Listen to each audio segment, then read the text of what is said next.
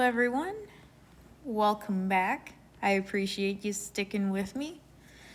In the last video, we introduced timing strategies. And in this set of videos, we are going to add a layer of complexity by thinking about timing strategies whenever tax rates are changing. So they're increasing or decreasing. In the previous set of videos, in the example problems, the tax rates were staying the same year over year. So as we talked about in the last video, our timing strategies, we either want to accelerate our deductions, so paying something now instead of later, so that way we can make our deductions larger, or we want to defer our income. So meaning we want to receive income later in the future, so next year instead of this year, for example, to make our income smaller. So that's easy to think about when our tax rates are constant. But what about when they're changing? And so we'll talk about some questions to think about from the increasing and decreasing perspective. And then we will work a couple of practice problems to help make sense of these questions that we're trying to ask ourselves. So, when tax rates are increasing, what are things that we want to think about? So normally we would want to accelerate our deductions, pay something now to make our deduction amount larger. However, if tax rates are increasing, does the benefit of accelerating deductions outweigh the disadvantage of recognizing those deductions in a lower tax rate year? So, if we're comparing year 1 versus year 2, normally, if we're accelerating deductions, we would want to pay it now. However, if the tax rate is only 20%, and next year the tax rate goes up to 21%, for example,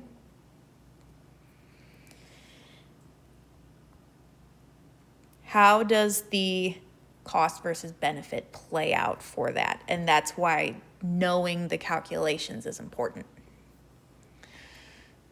On the other side, with deferring income, does the benefit of deferring income outweigh the disadvantage of deferring that income in a higher tax rate year? So going back to our example, year 1 and year 2. If we were to defer income and pay it next year, that is normally the strategy we would want to have. However, if the tax rate is 20% in year 1, and then the tax rate is 21% in year 2, we could potentially be exposing ourselves to more taxes we would have to pay by deferring that income to a higher rate tax year. So whenever there are fluctuating tax rates, we want to do the math to present our situations in today's dollars, those present value dollars, to see which direction, which decision makes the most beneficial sense. So on the flip side, what makes sense when tax rates are decreasing? From a deductions perspective, the present value of tax savings from deductions is maximized due to the acceleration of those deductions into earlier years with a higher tax rate. So year one versus year two. 20% tax rate in year one versus 20% in year two. If we're accelerating our deductions in that higher tax rate year, the present value of those tax savings is going to grow because we're accelerating everything into that higher tax rate year. From the income side, the present value of taxes paid on deferred income is minimized due to the deferral of that income into later years with a lower tax rate. So, same scenario, if year one's tax rate is 21%, year two is 20%. Normally, we would want to defer income. And if tax rates are decreasing and we're deferring income, the amount of taxes paid on that income gets lower and lower because we're pushing that income into those lower rate tax years. So now in the next couple of slides, we will look at some examples with differing tax rates, and specifically we're going to look at a situation when a tax rate is increasing year over year, and then look at how we would want to make that decision. All right, so our first example problem, we're going to look at it from the deduction perspective. So let's see what our fact pattern says. Having decided she needs new equipment for her business, Mercedes is now considering whether to make the purchase and take a corresponding $10,000 deduction at year end or next year. Mercedes anticipates that, with the new machinery, her business income will rise such that her marginal tax rate will increase from 20% this year to 28% next year. Assuming her after-tax rate of return is 8%, what should Mercedes do? All right, so if we were in an exam situation and I was trying to figure out, okay, if I need to think about this from the deduction perspective or the income perspective. Some key words that are in here that can help us frame our thought process. Considering whether to make the purchase. So if we are purchasing something, that purchase can lead to an expense, and expenses are items that would get deducted. So that's why we're looking from the deduction perspective. All right. Let's organize the information from our fact pattern. So ultimately, the question we are trying to answer, should Mercedes buy this equipment this year or next year? So let's talk about this year first.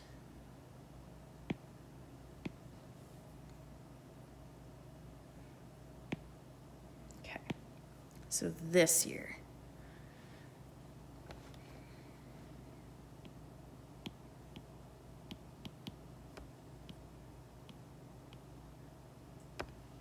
Okay.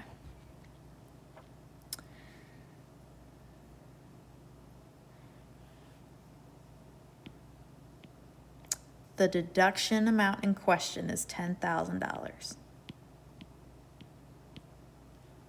me see that here.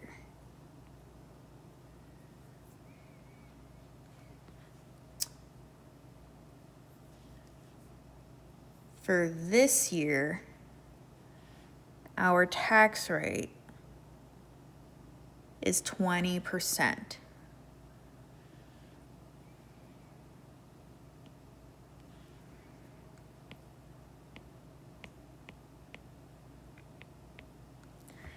And if we multiply those together, that gets us a tax savings of $2,000.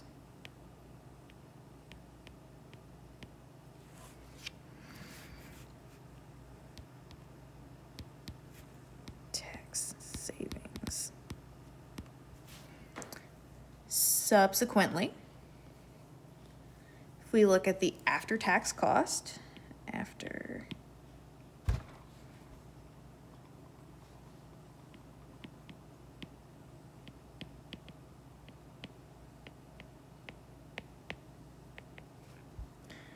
equals 10,000 pre-tax costs minus $2,000 of net, or not net, $2,000 of tax savings. That gets us an after-tax cost of $8,000. If we look at next year, so I'll switch colors. Next year,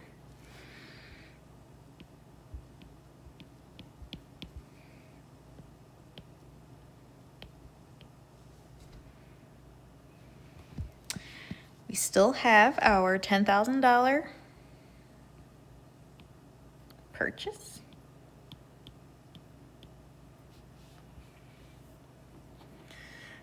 However, the fact pattern tells us that next year our tax rate is 28%. So we'll want to multiply it by 28% whenever we are figuring out our tax savings. And then additionally, since we're talking about next year, $1 today is not worth the same as $1 in the future. So to make sure we're comparing apples to apples, we want to calculate next year's dollars and convert them into today's dollars. So the way we can do that, in the fact pattern, it mentions that her after-tax rate of return is 8%. So then if we go to our present value tables, we will want the present value factor that is at the intersection of the row for year one and the column for 8%. And that number should be 0.926. And so then when we multiply all of those together, that gets us 2,500 and I'm going to round that to the nearest dollar to keep the math simple. So it comes out as exactly $2,592.80, but I'll round it up to $2,593 in tax savings.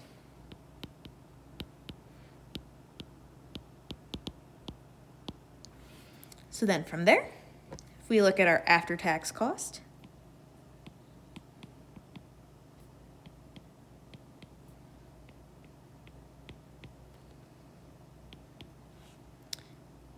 we have our original $10,000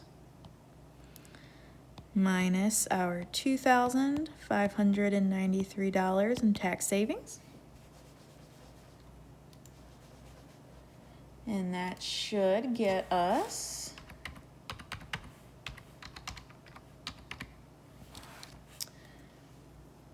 $7,400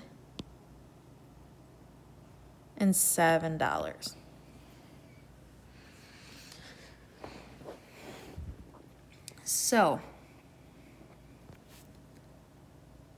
to answer the question, when should we make this purchase? In a normal scenario, we would want to accelerate our deductions. But in this case, if we were to do that, our tax savings this year are lower than the tax savings next year. Additionally, the after-tax cost is higher this year than it would be next year. And I don't know about you, but I would rather pay less for something if possible. So next year, it's meant for that to be in green. Next year, we'll have a lower after-tax cost. So then we should purchase the equipment. I couldn't remember if it was equipment or machinery. Purchase the equipment next year.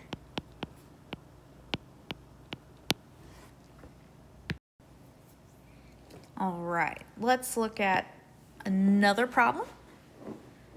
Still assuming changing tax rates, but we're going to look at it from the income perspective. So Hank, a calendar year taxpayer, uses the cash method of accounting for his sole proprietorship. In late December, he performed $20,000 of legal services for a client. Hank typically requires his clients to pay his bills immediately upon receipt.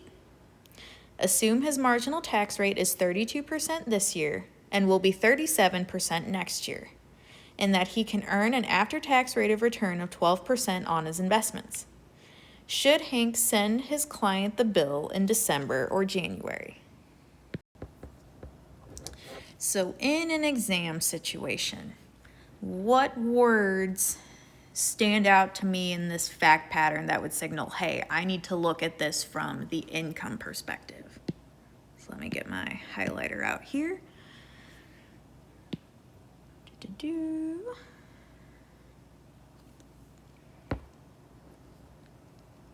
So Hank typically requires his clients to pay his bills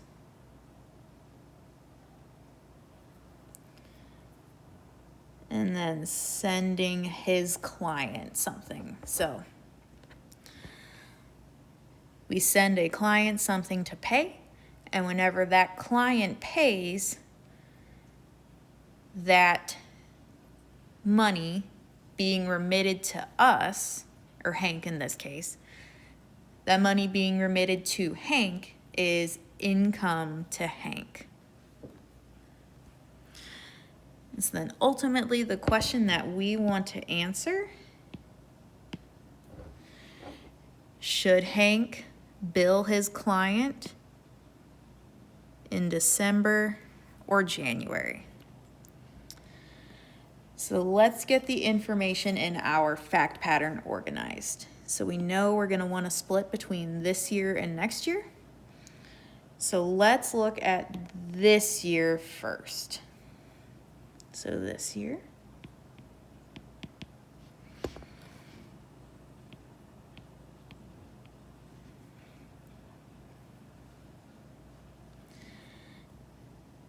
The pre-tax income Hank is supposed to be getting is $21,000, or not 21, $20,000. Sorry about that, guys.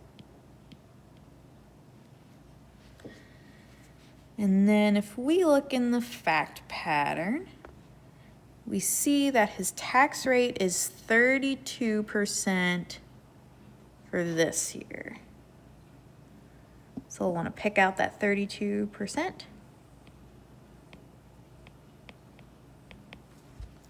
And if we multiply those together, that gets us, oh my gosh, that was terrible, guys. I am so sorry that my handwriting looked so atrocious there. All right.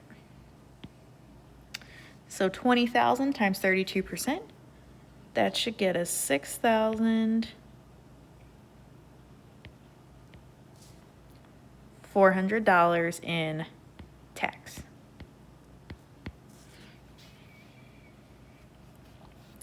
Then subsequently, our after-tax income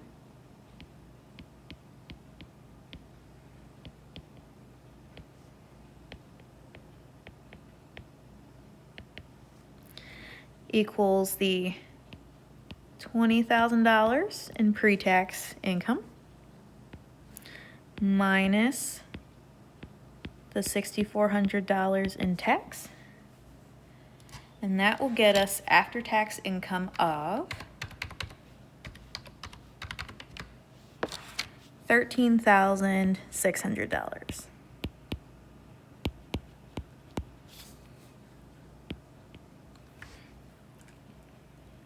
Now let's take a look at next year. So next year,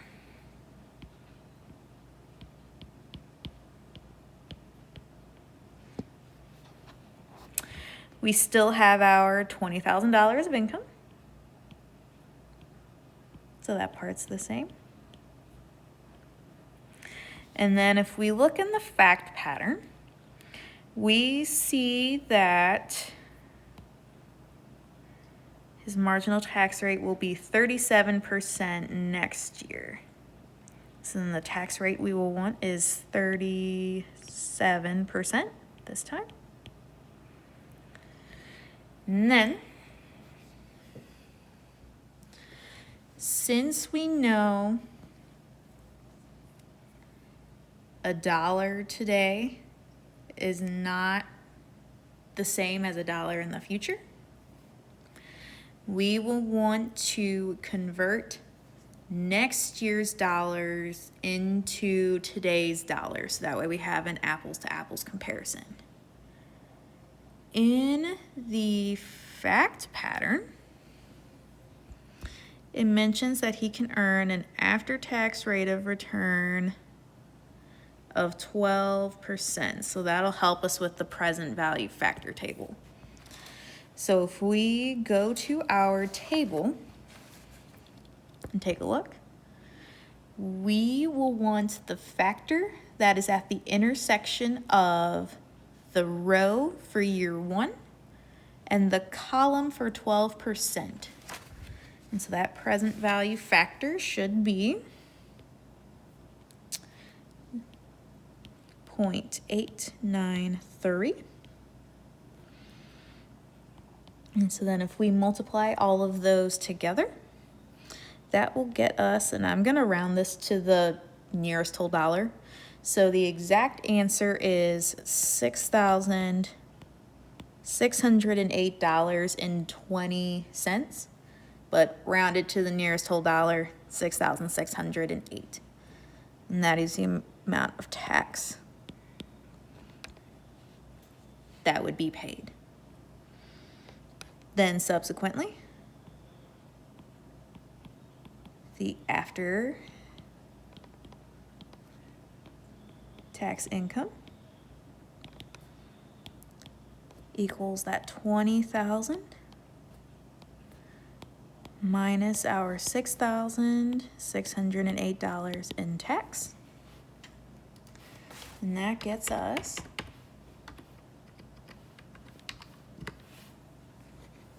$13,392 in after-tax income. So now, if we think about the question, when should Hank bill his client?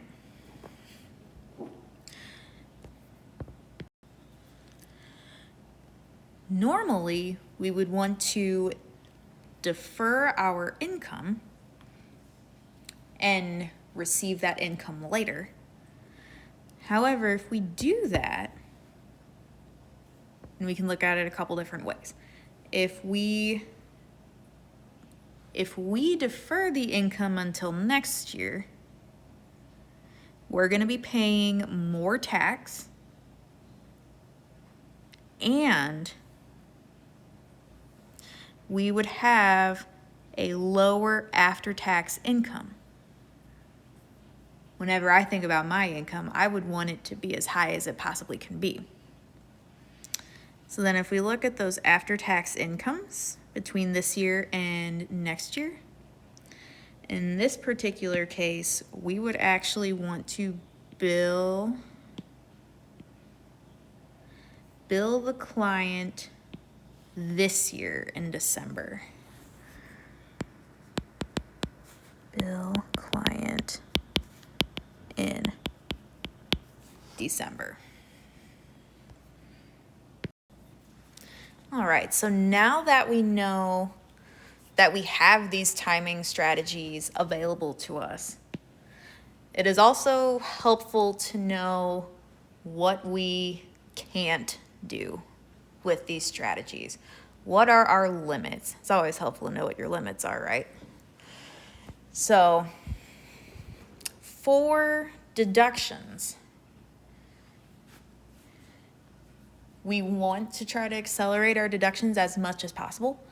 However, we cannot accelerate a deduction unless there's an actual cash outflow that creates it. Additionally, from the income side, if we were wanting to continue to defer our income, lots of times you would have to continue your investment to maintain deferring that income year over year. And then with that continuous deferral, that strategy could actually be detrimental to a taxpayer if they have cash flow needs. If continuing that investment actually generates lower returns for them, or if continuing that investment exposes that taxpayer to unnecessary risk. And then probably the most important limitation that we need to be aware of is what is called the constructive receipt doctrine. And so what that means is you must recognize your income whenever you have the ability to control or use said income. So probably the most perfect example is year-end bonuses. So depending on how large someone's bonus is, it could potentially push them into a higher tax bracket that they might not be ready for. And so in some instances, you might want to receive that bonus next year instead of this year to make your income lower. So the classic story for year-end bonuses, the companies mail out the bonus checks, and let's say the check is sitting in the mailbox or sitting in your mailbox on December 29th. Let's say you're out on vacation, or if, let's say it's so snowy outside, because I remember when it was snowing earlier this year, I did not want to go outside and check my mail because it was so cold outside. That check could be sitting in your mailbox on December 29th. You don't actually pull it out of your mailbox until January 1st or January 2nd. Even though you didn't physically get the check out of your mailbox until January, it was sitting there in December, and you still had the ability to cash that check. It was within your possession in December. So then from that income perspective, you would have to recognize that income in December since you had that check in your possession. All right, good job sticking with me. In the next set of videos, we are going to talk about income shifting strategies.